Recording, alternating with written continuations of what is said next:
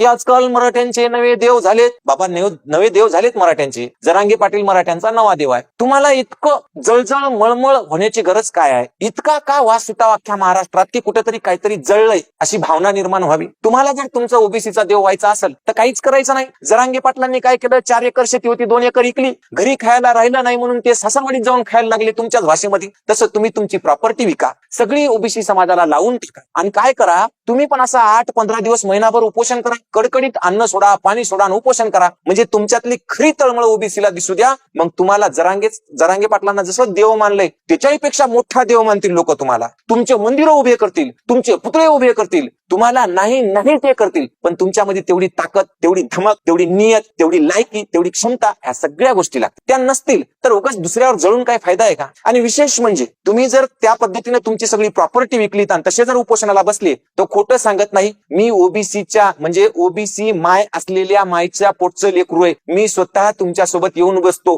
आणि तुम्हाला देव मानतो आणि रोज तुमची पूजा करतो. फक्त तुमच्या धमक असेल तर तुम्ही काय करायचं? जरांगे पाटलानं जशी प्रॉपर्टी विकली तशी विकायची आणि 12-15 दिवस उपोषणाला बसायचं. आणि नसली काही विषय नाही. माहित आहे अख्ख्या महाराष्ट्राला तुम्ही सगळं काऊन बोलायले काऊन नाही, त्याच्यामुळे मी एक्सप्लेन करत नाही. पहिला मुद्दा तुम्ही झालं, मराठ्यांचा देव जरांगे पाटील मानतो आम्ही, पण या प्रश्नाचे उत्तर द्या. आणि तुमच्याकडे व्हिडिओ पोहोचणार 100%. आणि तुमच्याकडे व्हिडिओ माझा मराठा बांधव ओबीसी बांधव दोन्ही बी पोहोचवणार. कारण त्याला बी कळून चुकलंय की ज्याला तुम्ही मराठ्यांचा देव म्हणाले त्यानं देवत्व कसं निर्माण केलं, कसं पैदा केलं आणि तुम्ही देव का होऊ शकत नाही, या दोघातला फरक जे आहे की नाही ते सगळ्या मराठा बांधवाला आणि सगळ्या ओबीसी बांधवाला कळलं. त्याच्यामुळे व्हिडिओ तुमच्यापर्यंत 100% पोहोचणार. व्हिडिओ युट्यूबला आला की घंट्याभरातच पोहोचणार, त्याची काळजी करू नका. फक्त उत्तर काय द्यायची ते ठरवून ठेवा. आता तुम्ही दुसरी एक गोष्ट म्हणलात की जरांगे पाटील म्हणले की मी जेलमध्ये पिठलं भाकर खाल्ली, बेसन भाकर खाल्ली. तुम्ही त्याच्या पुढचे निघालात. तुम्ही म्हणले पाटील मी फक्त बेसन भाकर नाही त्याच्या संग कांदा बी ठेचून खाल्लाय. पण साहेब हे सांगताना जरा कारण बी सांगाव ना जेलमध्ये जाऊन पिठलं भाकर खाण्याची. तुम्ही म्हणजे काय स्वातंत्र्य युद्धासाठी जेलमध्ये गेले होते का? ओबीसी बांधवांच्या भल्यासाठी गेले होते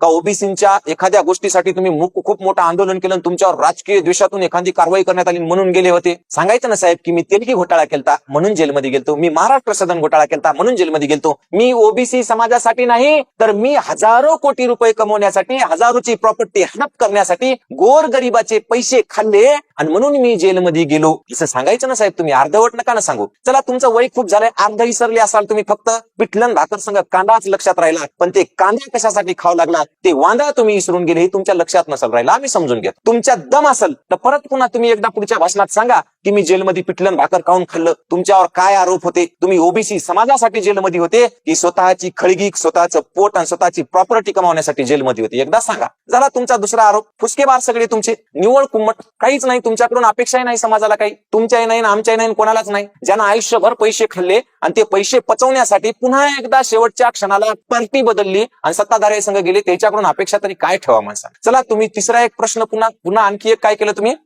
एक आणखी आरोप केला की म्हणे तुझ्यासारखं सासऱ्याच्या घरी तुकडे मोडत नाही. जेलला काय म्हणतात माहिती तुम्हाला? आपल्या मराठी भाषेत सासरवाडीच म्हणतात. त्यांनी तरी लेकरा बाळासहित सासऱ्याच्या घरी तुकडे मोडले, ते बी हक्काचे. तुम्ही तर बिना लेकरा बाळासहित, बिना घरादारासहित सासरवाडीत जाऊन 2 वर्ष तुकडे मोडले, हे बी सांगा. पण त्याच्या पुढचं जाऊन सांगतो, तुम्ही संविधानाची गोष्ट केली. तुम्ही असं म्हणलेत की ओबीसीला 40 म्हणजे ओबीसीला कलम 340 नुसार आरक्षण मिळालेलं आहे, संविधान आहे, संविधानानुसार सगळं होईल. मराठ्यांचं पण आम्ही स्वागत करू, पण त्यासाठी मागासवर्गीय आयोगाने हे केलं पाहिजे, तसं ढमकं तुम्ही संविधानाच्या गप्पा खूप मारल्या. मग साहेब तुम्हाला एक संविधानातला साधा नियम सध्या शासनानं केलाय की मुलींना सुद्धा बापाच्या इस्टेटमध्ये, प्रॉपर्टीमध्ये अर्धा म्हणजे निम्मा वाटा असतो. मग तुमची संविधानावर श्रद्धा नाही का? तुम्ही संविधानातले कायदे किंवा शासनाने केलेले कायदे नियम मानत नाहीत का? मग जर जरांगे पाटील त्यांच्या बायको संघ समजा त्याच्या सासरवाडीत राहत असतील आणि तिथले कुटके खात असतील तर त्याच्यावर अर्धा हिस्सा नाही का? म्हणजे तुम्ही इथल्या समस्त महिलांचा आणि समस्त स्त्री जातीचा अपमान नाही का केला? म्हणजे तुमची इच्छा नाही का की जे शासनानं कायदा केलाय की महिलांना अर्धा वाटा वडिलांच्या संपत्तीत मिळावा,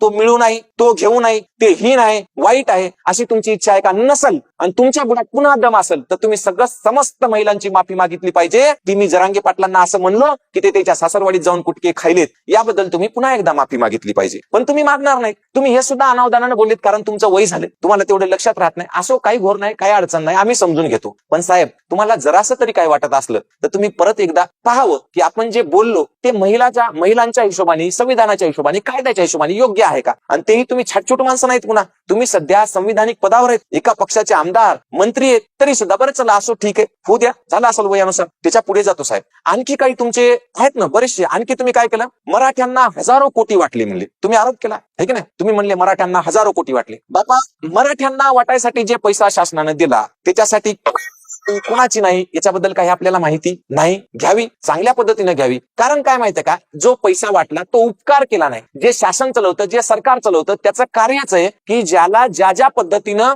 संविधानिक कायद्यानुसार किंवा नियमानुसार जे द्यायचं ते द्यावंच लागतं. तुमच्या 60,000 कोटीतला काही 5 पैसा सरकारने घेऊन त्याच्यातला मराठ्यांना दिला का, ते तर जाऊ द्या साहेब. तुम्ही स्वतः तरी तुमच्या पैशातला, तुमच्या प्रॉपर्टीतला रुपया कधी ओबीसीला लावलाय का. आताही तुम्ही जे फिरताय ना सभा घ्यायसाठी, सरकारचं डिझेल वापरताय, सरकारचं. मनोज जरांगे पाटील स्वतःचं डिझेल वापरतोय, स्वतःच्या घरातून स्वतःच्या पैशातून खर्च करतोय, हिंडतोय प्रॉपर्टी इकून. आणि तुम्ही आता जे ओबीसीचे एल्गार मिळावे फिरावे घ्यायला हिंडायलेत ना, ते सुद्धा शासकीय पैशावर. तुमची दीड दमडीची लायकी नाही की स्वतःचा पैसा खर्च करावा. मग कशाला उगं मराठ्याच्या नादी लागताय, कशाला उगं ओबीसी बांधवामध्ये, मराठा बांधवामध्ये भांडणं लावून देताय, कशाला उगं लोकांना पेटवताय. संविधानिक मार्गाने लढतोय, लढू द्या ना, है की नाही. त्याच्यापेक्षा पुढचं महत्वाचं जाऊन सांगतो आणखी पुन्हा. आणखी एक तुम्ही काय आरोप केलाय की बाबा म्हणले की आंतरवल्ली सराटीमध्ये पोलिसांवर दगडफेक झाली, पोलिसांवर मार झाला, आणि म्हणजे पत्रावर दगड आणून ठेवले होते, असं सगळं प्लॅनिंग सांगितलं तुम्ही. साहेब, तुम्ही इतके हुशार आहेत, तुमच्याकडे गृहमंत्री पद आहे, मग तुम्ही त्यांना का नाही सांगितलं की बाबा रे इथं पोलीस पाठवू नका म्हणून. तुम्ही एका मिनिटात घोटाळा झाला, भ्रष्टाचार झाले की एका मिनिटात पोलिसांना फोन लावता,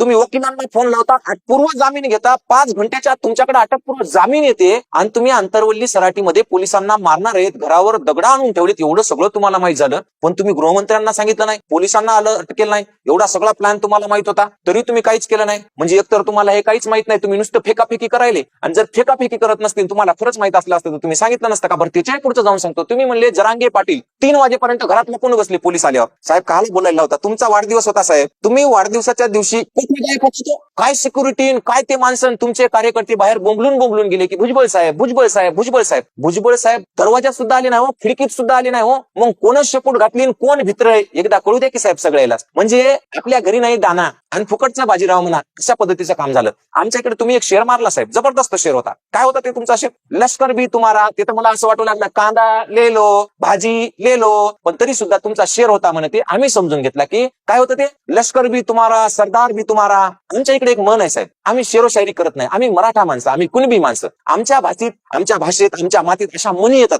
कशा म्हणी माहिती का, नाक कापलं तरी भोग शिल्लक. त्यातलेच तुम्ही भ्रष्टाचारासाठी जेलमध्ये गेले, तुम्ही ओबीसी साठी नाही तर स्वतःसाठी करोडोचे घोटाळे केले, तरी सुद्धा तुम्ही नाक कापून भोग शिल्लक असल्यासारखं जनतेच्या समोर. बरं, तुम्ही त्याच्यात पुन्हा सांगायले की मी कांदा भाकरण पिठलंच नाही तर त्याच्यासोबत फोडून कांदा खाल्ला. याच्यासाठी मी आमच्या इकडे मन आहे. मन अशी आहे की बेश्रमाच्या रिकामी जागेत पाला, रिकामी जागा कळते ना, बेश्रमाच्या रिकामी जागेत पाला नरम लागला किती बी घाला. अशा प्रकारच्या म्हणी आहेत आमच्या इकडे की ज्या वापरल्या जातात. तुमच्यासाठी नाही, आमच्या इकडे सांगायला की बेश्रम लोकांसाठी वापरतात. तुम्ही आदरणीय आहात, तुम्ही वयोवृद्ध आहात, तुमच्याबद्दल मला नितांत आदर आहे. आणि तुम्ही जे काय बोललात आज ते वेगळ्या तळमळीनं, वेगळ्या जळजळीनं, वेगळ्या मळमळीनं बोललात. कदाचित तुमचं वयही खूप झालं, तुमच्या लक्षात राहत नसेल आपण काय बोलायलो काय नाही. किंवा मग मनोज जरांगेंना लोकांनी देव मानलं आणि मला मानत नाहीत म्हणून कदाचित तुमचं संतुलन बिघडलं असेल, म्हणून तुम्ही बोलले असाल. बरं, त्याच्या पुढे जाऊ. आणखी तुम्ही काय म्हणला होता की मराठ्यांनी घरं जाळली. ज्यांची घरं जळाली, ज्यांची ऑफिस जळाली, त्यांनी पत्रकार परिषदा घेऊ सांगितलं की मराठा आंदोलनाचा आणि या घरं जाळण्याचा काही एक संबंध नाही. मग तुम्हाला इतकी कळवळा, इतका पुळका, हे नेमकं काय चाललंय याच्या मागे की तुम्ही वारंवार म्हणता मराठ्यांनी घरं जाळली, मराठ्यांनी घरं जाळली, मराठ्यांनी घरं जाळली.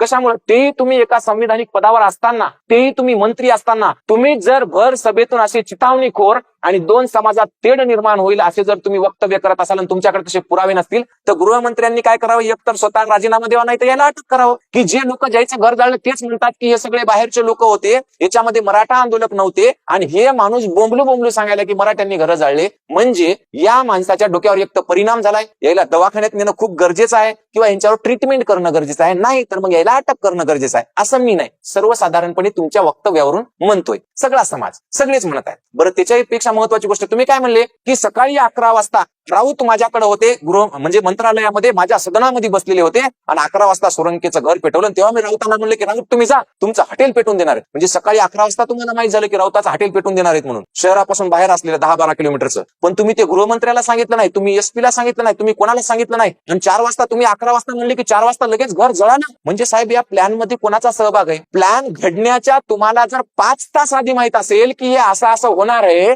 म्हणजे गृहमंत्र्यांनी सरळ सरळ तुम्हाला ताब्यात घ्यायला पाहिजे पोलिसांनी आणि विचारायला पाहिजे तुम्हाला 11 वाजता कळलं कसं की राऊतांचं घर जळणार आहे म्हणून. तुम्ही भर सभेमध्ये या एल्गार मिटिंगला सगळ्या मीडिया समोर सगळ्या समोर म्हणलेत की मला 11 वाजता कळालं की राऊतांचं घर किंवा हॉटेल जाळणार आहे, मी राऊतांना पाठवलं. याचाच अर्थ तुम्हाला त्या कटाबद्दल सगळी माहिती होती. ती माहिती तुम्हाला कशी होती का होती याची चौकशी गृहमंत्रालयानं करणं खूप गरजेचं आहे. नाहीतर तुम्ही तरी याचं समोर येऊन स्पष्टीकरण देणं गरजेचं आहे. नाहीतर पुन्हा एकदा कांदा भाकर पिटलं तुमच्या नशिबी येणार एवढं खरं आहे. त्याच्या पुढे जाऊ आपण. अजून तुम्ही एक आरोप केला, काय म्हणले की बाबा म्हणले इथून पुढे म्हणजे मराठा समाजाला सरसकट असे कुणबी प्रमाणपत्र वाटले की एका दिवशी 2000, मग 3000, मग 5000, मग 12000, मग 15000. बरोबर आहे तुमचं म्हणणं, असे वाटले. जर ते त्याच्यावर लिहिलेलंच असेल तर याचा अर्थ असा आहे की इथं काम करणारा तहसील पासून कलेक्टर पासून तर सगळ्याला सगळी व्यवस्थाच भ्रष्ट आहे. म्हणजे तुम्ही ज्या सरकारमध्ये काम करताय त्या सरकारच्या मुख्यमंत्र्यापासून चपराशापर्यंत ए टू झेड माणसं भ्रष्ट आहे